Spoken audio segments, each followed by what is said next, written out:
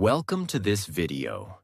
If you came here looking for Jeff Bezos' biography, his personal life story, his habits, mindset, and how he became one of the richest men on Earth, we've already made that. You can watch that in our biography playlist. And I highly recommend you do, because it's filled with lessons about discipline, long-term thinking, and personal transformation. But in today's video, we are telling you something different, something deeper, something that's not just about one man, but about a machine he built. A machine that changed how you shop, how you live, how the internet runs, and how the world works, even if you don't realize it. That machine is called Amazon. This is the story of how a quiet man with glasses and a weird laugh started a bookstore in a garage, how that bookstore became a website, how that website became a marketplace, how that marketplace became an empire, and how that empire became a global force of nature worth over $1.6 trillion. This is not just a story about business. This is about belief, boldness, pain, sacrifice, and strategy. It's a story that teaches you how to think bigger than anyone else, plan like a machine, serve your customer like your life depends on it, and stay silent until the world can no longer ignore your name. And yes, this video is also great for your English. We explain everything in simple, clear, beginner-friendly English, so you can improve your vocabulary, your listening skills, and your understanding, while learning one of the most powerful stories in business history. So get ready. This isn't just a story. This is a blueprint for domination. Let's begin. Part 1. The Garage, the Internet, and the First Book. The year is 1994. The Internet is still a joke. Most people don't even know what WW means. Google doesn't exist. Facebook doesn't exist. Instagram? Nothing. Back then, if you wanted to sell something, you opened a shop in your neighborhood, not a website. But one man had a different idea. His name? Jeff Bezos. He's working on Wall Street, making $200,000 per year. He's smart, stable, respected, and he's about to throw it all away. Why? Because one day, while reading a report about the internet, Jeff sees a number that shakes his soul. Internet usage is growing at 2,300% per year. That one number changes his life forever. He realizes something. This is the next big thing. And if I don't do something now, I'll regret it forever. So, what does he do? He quits his job. He packs his things. He calls his parents and says, "I'm going to start an internet company. It's risky. There's a 70% chance I'll fail. But I need to try." He moves to Seattle. He sets up his first office in a garage. No team, no money, no fame. Just him, a laptop, and a dream. The question is, what should he sell? Why books? Jeff thinks carefully. He wants to sell something big, something that has huge variety, millions of items. Easy to ship, no need to try before buying. Answer: books. At that time, a bookstore could only carry maybe 100,000 titles. But online, he could offer millions. And so, he launches a simple website, Amazon.com, Earth's biggest bookstore. In July 1995, the website goes live, and the first ever order is placed by a stranger. The book? Fluid Concepts and Creative Analogies. He doesn't sell 1,000 books a day, not even 100. He sells one book at a time, packing it with his own hands. He tapes the boxes himself, drives to the post office, waits in line. That's how Amazon started, with sweat, silence, and service. Jeff needs money, so he does something bold. He asks his parents for an investment. They give him $300,000, their entire life savings. He warns them, there's a big chance you'll never see this money again. They say, "We believe in you." With that, Amazon begins. Within 30 days, Amazon is shipping books to 50 states and 45 countries. Customers love it. Why? They can order from home. The prices are cheaper. The selection is endless. Jeff doesn't just build a store, he builds trust. And as sales grow, the media starts paying attention. People start asking, is this just a bookstore or something more? From the beginning, Jeff Bezos had a bigger plan. Books were just the beginning. He told his team, "We're not in the book business. We're in the everything business." He named it Amazon, after the largest river in the world, because he wanted it to be the largest company in the world. This wasn't about books. It was about building the world's most customer-obsessed company. And that's exactly what he set out to do. By the end of 1996, Amazon had 150 employees. Sales reached $15.7 million. They were growing 800% per year. But the big moment was coming soon. Going public, taking on giants, expanding beyond books. It's now 1997.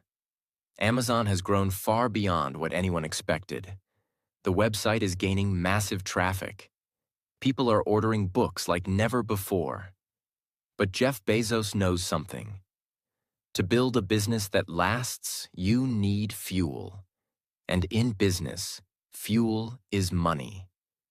On May 15, 1997, Amazon officially becomes a public company. This means people can now buy shares of Amazon on the stock market. The stock opens at $18 per share. By the end of the day, Amazon is valued at around $438 million. For a company that's only a few years old, this is a big deal. But Jeff is not celebrating. He's thinking bigger. He doesn't care about short-term profits. In fact, Amazon is still not making any profit. People start questioning him. Why are you losing money? Why aren't you profitable? And Jeff's answer shocks everyone. We're not here to be profitable right now. We're here to become essential in people's lives. That same year, Jeff writes one of the most famous letters in business history to his shareholders. He calls it, "It's Day One." In that letter, he says, "We will focus relentlessly on our customers. We will make bold bets. We will think long-term, even if it means losing money now." It's still day one, the beginning of something huge. This philosophy becomes the soul of Amazon. Every year after that, Jeff writes a new shareholder letter. And he always includes that original Day One letter to remind everyone of the vision. With new money from the IPO, Amazon begins to grow. But Jeff doesn't want to stop at books. He adds CDs and music, movies and DVDs, toys, electronics. Each category comes with new challenges. More storage space, more warehouses, more staff, more technology. But Jeff is not afraid of problems. In fact, he believes, if we solve harder problems than others, we'll become stronger than others. Amazon invests millions into building fulfillment centers, massive warehouses where items are stored, packed, and shipped. Each warehouse is designed for speed, accuracy, and scale. But this isn't easy. In one early warehouse, employees are walking 10 to 15 miles per shift to find and pack items. There are no robots, no fancy systems, just grit and process building. Jeff visits these warehouses himself. He talks to workers. He studies the process. And slowly, he begins building one of the most powerful logistics networks in history. This becomes the backbone of everything Amazon does. Inside his mind, Jeff is already thinking 5 years ahead. He starts asking, why stop at books and DVDs? Why not add everything? He creates a new mission: to become Earth's most customer-centric company, where people can find and discover anything they want to buy online. He dreams of Amazon being the store where you can buy batteries, a baby stroller, a laptop, a chair, groceries, clothing, toothpaste, shampoo, even car parts, everything, all in one place. No one believes this is possible, but Jeff doesn't wait for approval. He just starts building. But then, disaster. The year is 2000. The dot-com bubble explodes. What is it? In the late 90s, hundreds of tech companies had launched websites and gotten funding. People invested in any company that had .com in its name, even if it had no plan, no product, no team. Eventually, it all collapsed. Thousands of internet companies shut down overnight. Big names like Pets.com, Webvan, and eToys all disappeared. Investors panicked, and even Amazon, a real business, lost 90% of its stock value. It dropped from over $100 per share to around $6. The media said, Amazon is finished. Jeff Bezos is done. They'll never survive. But Jeff never flinched. He told his team, ignore the stock price. Focus on the customer. Do the right thing. The storm will pass to survive. He cuts costs, fires hundreds of employees, closes weak departments, tightens every system. It's painful, but it saves Amazon. Other companies vanish. Amazon survives. In the middle of all this chaos, Jeff launches something bold. Again. He says, why should Amazon sell everything ourselves? Let's allow other sellers to use our platform too. This idea becomes the Amazon marketplace, where third-party sellers can list and sell their products on Amazon. At first, it seems risky. People say, you'll lose quality control. Customers won't trust it. But Jeff is thinking ahead. Again, this one idea changes everything. Suddenly, Amazon has millions of new products, without buying inventory, without hiring more staff, without risk. Third-party sellers grow, customers get more options. Amazon gets a percentage of every sale. Everyone wins. Today, more than 60% of items sold on Amazon come from third-party sellers. And it started with one bold move. In the middle of a storm. By now, Jeff Bezos is building his business like a chess grandmaster. He's thinking 10 moves ahead, making decisions most CEOs are afraid to make, taking short-term pain for long-term power. He says something that becomes legendary. Your margin is my opportunity. What does that mean? If another company makes 40% profit, Amazon will come in and make 2%, just to steal the customer. Because Jeff knows, once people trust Amazon, they'll never leave. He's not trying to get rich fast. He's trying to build a company that lives forever. By 2003, Amazon's strategy works. Sales, over $5 billion. Profits, finally appear. Confidence, restored. Investors start believing again. But Jeff isn't celebrating. He's already building something bigger. Something the world has no idea about. A project that will quietly turn Amazon into a $1 trillion empire. Part 2. The birth of AWS, Amazon's secret weapon. The year is now 2003. Amazon has survived the dot-com crash. It's slowly becoming more than a bookstore. More products, more sellers, more countries. But Jeff Bezos is still not satisfied. Because while most CEOs would be celebrating the comeback, Jeff is already asking a dangerous question. What if we could become something more than just a store? What if we built the infrastructure of the entire internet? His team looks confused. They ask, "You mean host websites?" Jeff smiles. He already sees the future.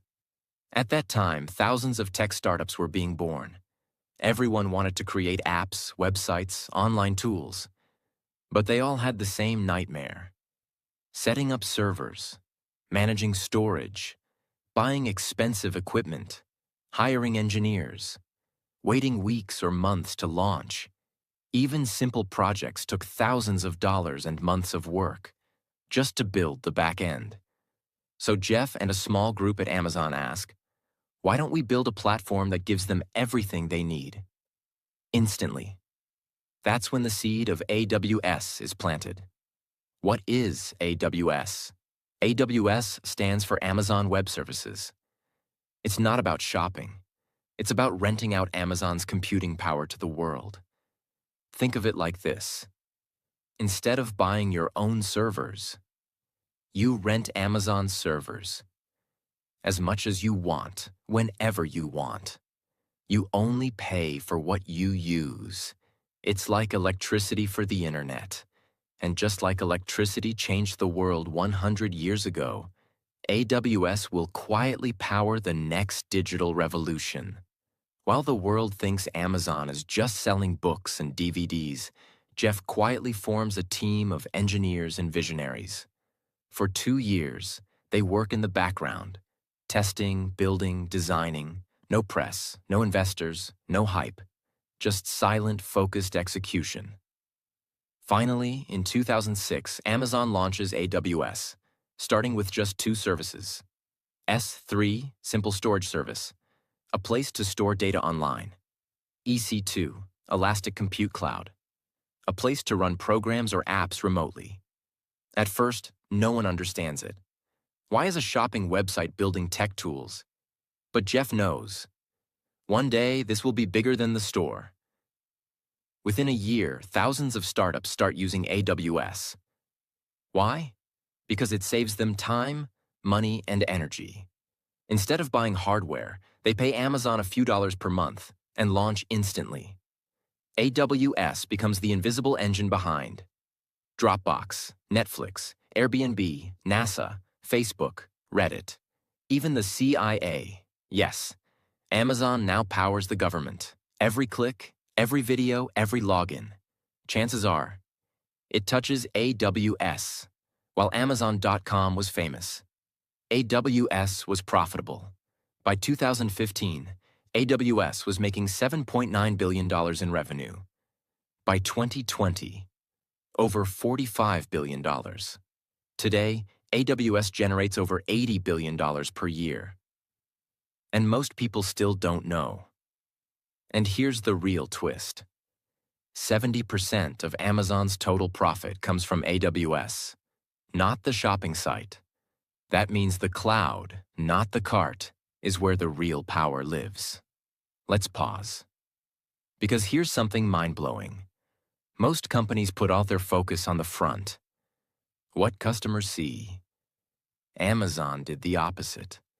While the world focused on Prime delivery, one-click shopping, Alexa, Kindle, Jeff Bezos was building a fortress behind the curtain. AWS gave Amazon unlimited funding, total control, industry influence, global reach, long-term survival.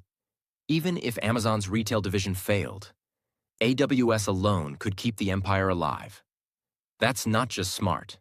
That's genius-level, future-proof business architecture. While AWS grows in the background, Jeff continues building on the customer side too. AWS clients, 1 million plus businesses. AWS share of cloud market, 32%, more than Microsoft plus Google combined. And all of this came from an idea born during Amazon's darkest days. When others were panicking, Jeff was building quietly. That's how empires are made. The digital world was never enough for Jeff Bezos. He had already built the most trusted online store, a growing empire of sellers, a secret money machine, AWS. But now he wanted more. He wanted speed. He wanted control. He wanted Amazon to reach your doorstep faster than anyone else, not through other companies, but by Amazon itself. To do that, he would have to go to war with the oldest, biggest industries in the world. In the early 2000s, Amazon depended on UPS, FedEx, and USPS to deliver packages. These companies were slow, expensive, and not under Jeff's control. And Bezos hated depending on others. So he quietly started building his own logistics empire, piece by piece. He opened fulfillment centers, warehouses where products are stored and packed. Then he added sortation centers to organize packages by region. Then came Amazon-owned trucks, planes, cargo ships, and eventually drones. His goal? We will control the entire customer experience, from click to doorstep. In 2005, Amazon introduced something that would change the game forever: Amazon Prime. At first, it was simple. Pay $79 per year. Get free 2-day shipping on millions of products. Everyone thought it was a bad idea. They'll lose money. Shipping is expensive. People won't pay up front. But Jeff knew one secret. If customers get fast delivery, they'll buy more, again and again. And he was right. Prime members shop twice as often as non-members, spend more than double, stay loyal for years. Prime wasn't a product. It was a habit machine, a silent lock-in, a system of trust. And soon, Amazon added more. Prime Video, movies and shows. Prime Music, Prime Reading, Prime Photos. It became an entire ecosystem, and over time, Amazon Prime membership passed 200 million users globally. To make Prime work, Amazon had to build the most advanced logistics system on Earth. That meant warehouses in every major region, real-time inventory systems, robots to move shelves, AI to predict what products customers would order before they ordered it. Yes, Amazon started shipping products before people clicked buy because their AI already knew. And they weren't just storing items randomly. Every Amazon warehouse is a living brain, constantly moving, optimizing, adjusting. Each product location is chosen by data: how fast it sells, where it ships, how often it's returned. In 2012, Amazon made a move that changed fulfillment forever. It acquired Kiva Systems, a robotics company, for $775 million. These small orange robots would carry entire shelves around the warehouse, bring products directly to packers, reduce walking time from 10 miles per day per worker to almost zero. Within 3 years, Amazon had 100,000 plus robots working alongside humans. No other company in the world had a system like this. It wasn't just about speed. It was about scaling efficiently without burning out humans. The launch of Amazon Air. Amazon didn't stop at the ground. They launched their own air cargo fleet, Amazon Air, to rival FedEx and UPS. Planes with the Amazon Prime logo began flying across the U.S. Each plane could carry tens of thousands of packages, connecting warehouses to delivery stations. Today, Amazon Air operates over 110 aircraft, making thousands of flights per week. They're not just faster, they're smarter. Each flight is optimized by AI to avoid delays, reduce costs, maximize payload. In 2018, Amazon launched the Delivery Service Partner DSP program. What is it? They invite regular people to start their own delivery businesses. Amazon provides the vans, uniforms, routes, and training. You manage your drivers and deliver Amazon packages only. Amazon pays you per package. This allowed Amazon to grow delivery capacity instantly, compete with FedEx and UPS, deliver more than 10 million packages per day. Today, Amazon delivers over 72% of its own packages in the US. They no longer depend on outside carriers. But delivery wasn't enough. Amazon wanted to enter the real world, starting with food. In 2017, Amazon made a move that shocked everyone. It bought Whole Foods Market for $13.7 billion. Why? Because groceries were repeated, frequent purchases, essential to daily life, still mostly done offline. This acquisition gave Amazon 500-plus physical store locations, access to a premium customer base, a way to blend online and offline shopping. And it scared the competition. Stock prices of Walmart, Target, and Kroger dropped instantly because Amazon had entered their world, and it wasn't playing fair. In 2018, Amazon launched something even more futuristic: Amazon Go, a store with no checkout lines. You walk in, pick up what you want, walk out, and your Amazon account is automatically charged. How? Cameras track what you take, sensors detect motion, AI calculates your bill. This was a glimpse of the future of retail, and it showed how Amazon was not just a company. It was becoming an infrastructure for modern life. Let's pause. Why did Amazon do all of this? Because Jeff Bezos understood one thing: the company that owns delivery owns commerce. If Amazon could store the products, pack the products, ship the products, track the packages, deliver it to your door, then they didn't just sell stuff, they controlled the entire journey. No middleman, no risk, no delay, just pure dominance. Let's look at what this empire really means. 1,150-plus warehouses worldwide, 100-plus aircrafts, Amazon Air, 300,000-plus delivery drivers, over 72% of U.S. Amazon deliveries handled in-house, over 10 million packages delivered daily. Estimated logistics investment: over $100 billion since 2010. This isn't just e-commerce.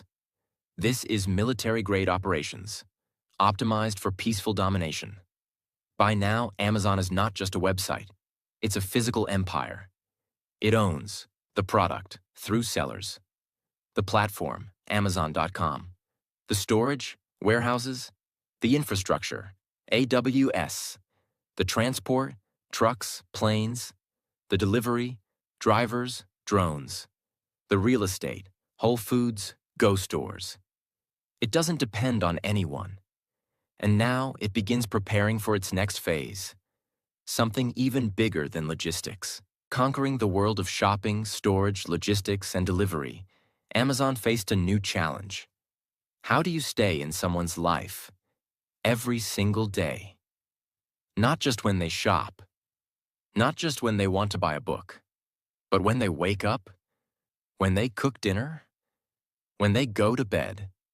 Jeff Bezos had the answer. You go where no business has ever gone before.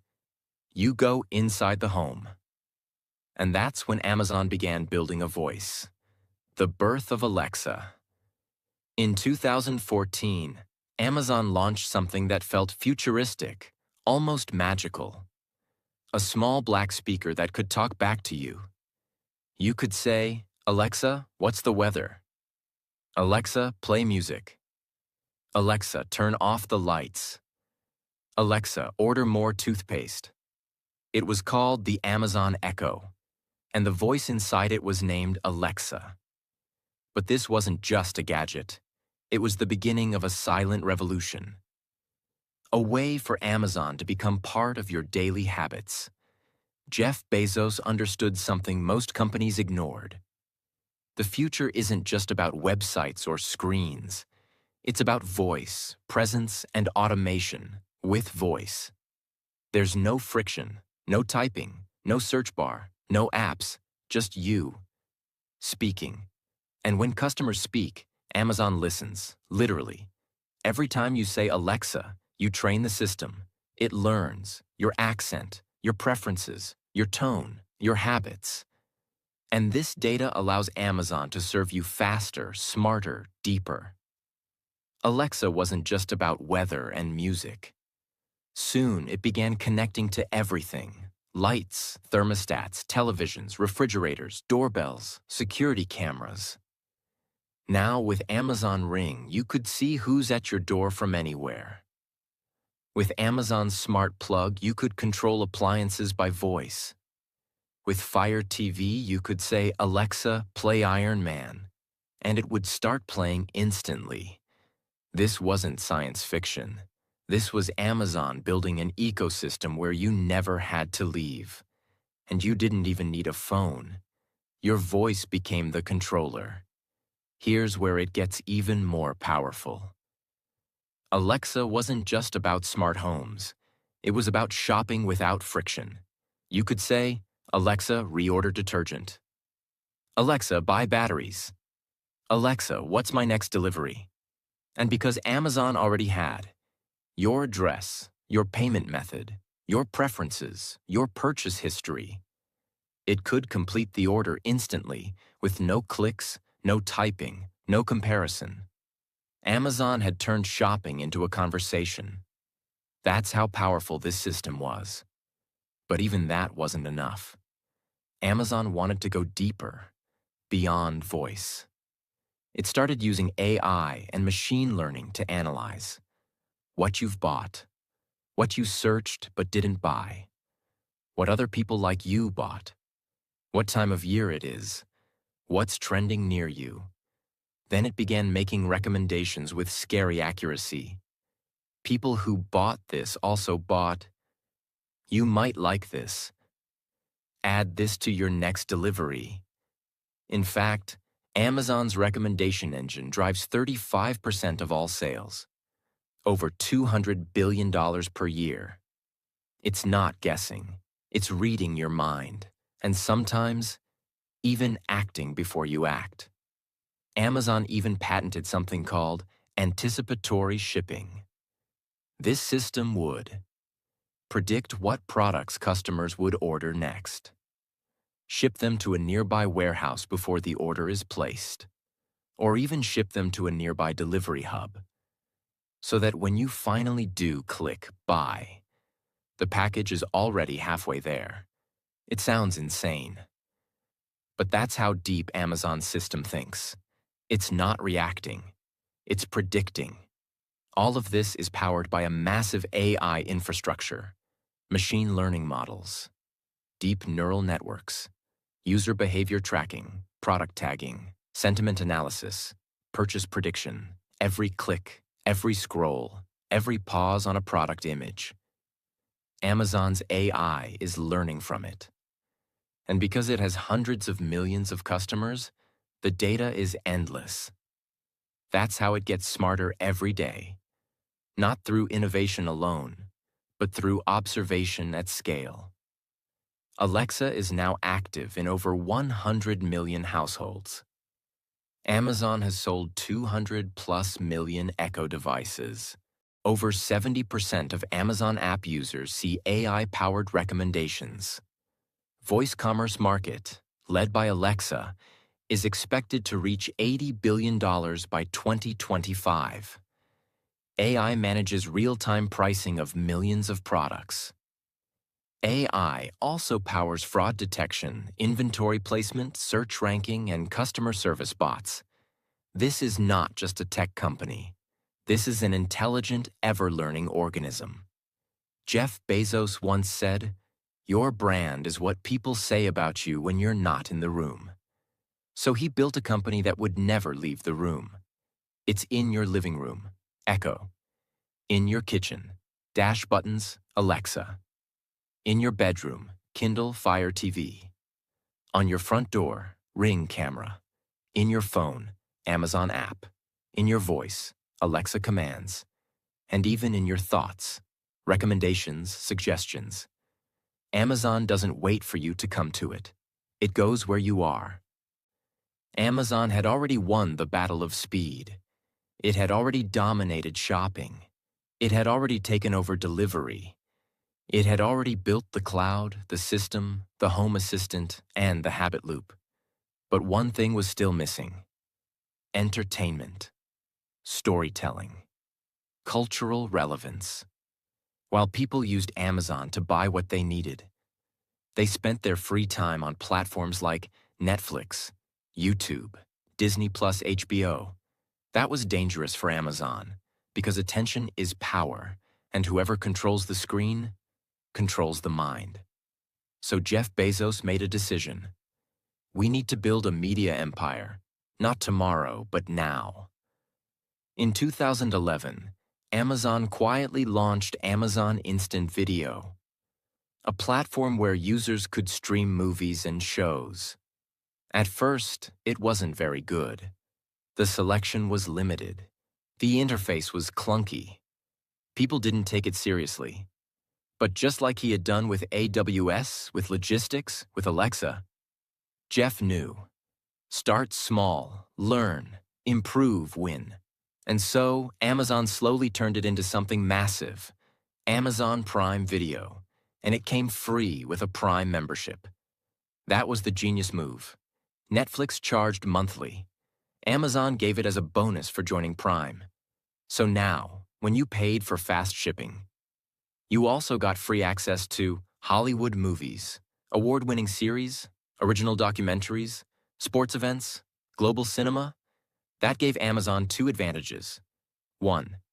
It created massive loyalty to Prime. 2.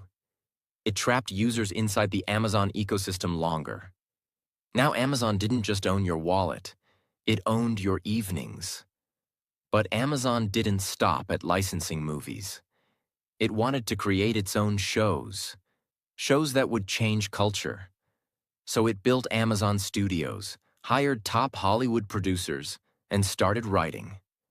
Then came the hits: The Man in the High Castle, Bosch, Fleabag, The Marvelous Mrs. Maisel, Jack Ryan, Reacher, Citadel, The Boys.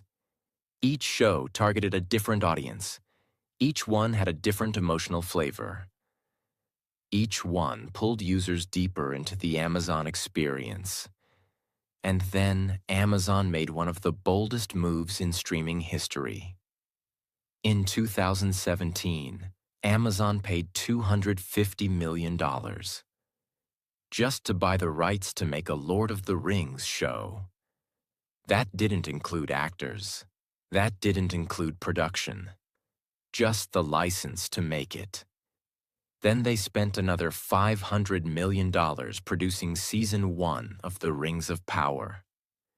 The total budget crossed $750 million, making it the most expensive TV show ever made. Why would they do this?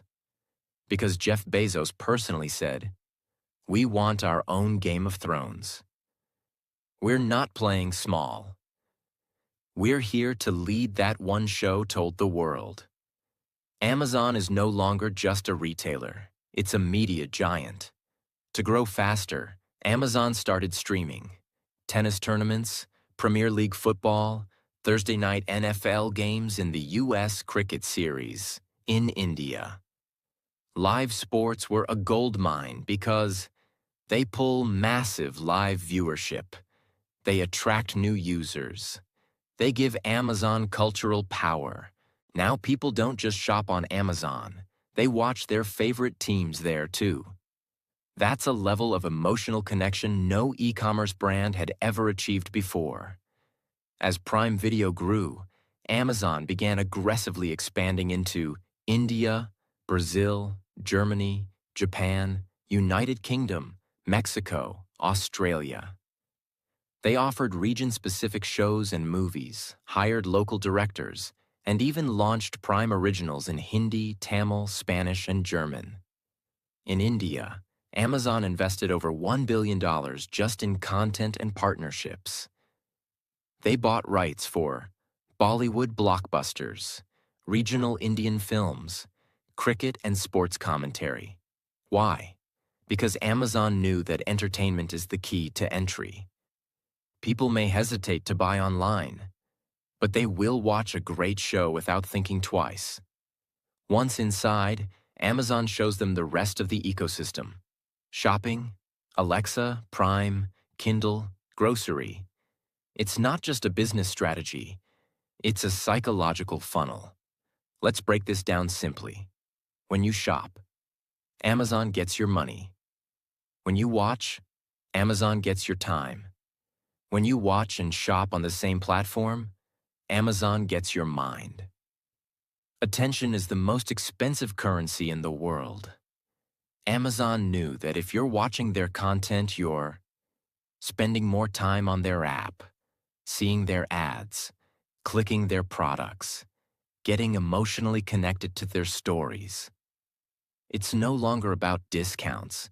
It's about loyalty through storytelling, and that's more powerful than any sale. But Amazon didn't stop at video. It also expanded Amazon Music, grew Audible audiobooks, invested in exclusive podcasts. Today, Amazon Music has over 100 million songs, rivaling Apple and Spotify. And Audible is the #1 audiobook platform in the world, with thousands of exclusives.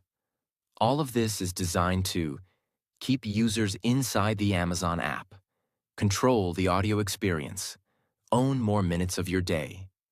Whether you're working out, cooking, relaxing, or driving, Amazon is there, in your ears. Amazon by the numbers, entertainment plus global. Prime Video users, over 250 million worldwide. Streaming in 240 plus countries. Content budget, 2023, $17 billion. Audible subscribers, 50 million plus music subscribers. Estimated 80 million plus languages supported, 30 plus top markets. US, India, UK, Germany, Japan, Brazil. This is no longer just a store. This is a media empire, quietly surrounding every aspect of modern life. At this point in the story, Amazon has the world's biggest store, the world's biggest cloud infrastructure, a logistics network that beats FedEx and UPS, smart devices in your home, AI that predicts your needs, a streaming service with global reach, a voice inside your house, your payment info, your preferences, and your trust. It's no longer about selling to customers. It's about becoming a part of their lifestyle. Part 3. The Future of Amazon. Lessons and what comes next. Amazon today is more than just a company. It is a platform for commerce, a force of habit, a cloud of intelligence, a builder of machines. In 2018, Amazon partnered with JP Morgan and Berkshire Hathaway to form a healthcare initiative called Haven. Their goal? Fix healthcare for their employees and then for the world. It failed in 3 years, but Amazon didn't give up. Instead, it acquired PillPack, an online pharmacy startup, for $753 million. Launched Amazon Pharmacy, letting customers order prescription drugs through Prime. Developed Amazon Clinic, a virtual health platform for quick consultations and treatments. Hired thousands of health professionals. Integrated Alexa with health devices for reminders, symptoms, and caregiving. In 2022, Amazon made a massive $3.9 billion acquisition of One Medical, a chain of primary care clinics with a tech-first model. This move gave Amazon access to millions of patients, data on health habits, prescriptions, visits, and more. Entry into insurance partnerships, corporate wellness, and employer plans. Amazon's ultimate goal? Make healthcare as easy as ordering shampoo. And they're getting closer every day. Inside Amazon's warehouses, there's a growing population of workers who don't sleep, don't take breaks, and don't make mistakes. They are robots, and their numbers are increasing rapidly. Over 750,000 mobile robots are now deployed across Amazon's fulfillment centers. These robots lift, carry, sort, and scan packages. Some robots even pick and pack orders, reducing human labor needs. AI directs these machines with real-time optimization, making operations faster every day. But Amazon's vision is even bigger. It's investing in agility robotics, humanoid robots that walk like humans, self-driving delivery vehicles, Amazon Scout, drones, Prime Air, that can drop packages within 30 minutes, AI-powered factories that can operate with minimal human involvement. In 2021, Jeff Bezos shocked the world. He announced he was stepping down as CEO of Amazon. Why? He said, "I want to focus on innovation, the environment, and space." He remained as executive chairman while Andy Jassy, the head of AWS, became CEO. But behind the scenes, there was more. Increased political pressure, media scrutiny, antitrust lawsuits, internal protests, and his desire to build the next empire, Blue Origin, his space company. It wasn't an escape, it was a pivot. Bezos had taken Amazon as far as he could. Now he wanted to leave Earth behind. Here's what Amazon is working on right now. In labs, behind closed doors. Project Kuiper, Internet from Space. Amazon is launching a constellation of satellites to deliver global internet. It's a direct competitor to Elon Musk's Starlink. Over 3,200 satellites planned, targeting rural areas, poor countries, disaster zones. This will give Amazon control over connectivity, not just content. Generative AI. Amazon is developing large language models to rival ChatGPT, integrating AI into Alexa, smarter, more human. AWS, tools for developers. Amazon Search, more accurate. Acquired Anthropic stake, $4 billion, to strengthen its AI race position. Checkout free retail, Amazon Go evolution. Expanding stores with no lines, no cash, no friction, using cameras, sensors, AI, and facial recognition. Could become the standard in airports, stadiums, grocery chains, shopping malls. Amazon as a platform for everything. Amazon is not just a store anymore. It is becoming the bank, Amazon Pay, the doctor, Amazon Pharmacy, the teacher, Audible, Kindle, the screen, Prime Video, Fire TV, the home assistant, Alexa, the delivery company, Amazon Logistics, the cloud, AWS, the storefront, Marketplace, the builder of your next robot or AI assistant. It wants to become the default, like electricity, like the internet, like water, so invisible, so essential, that no one can remove it.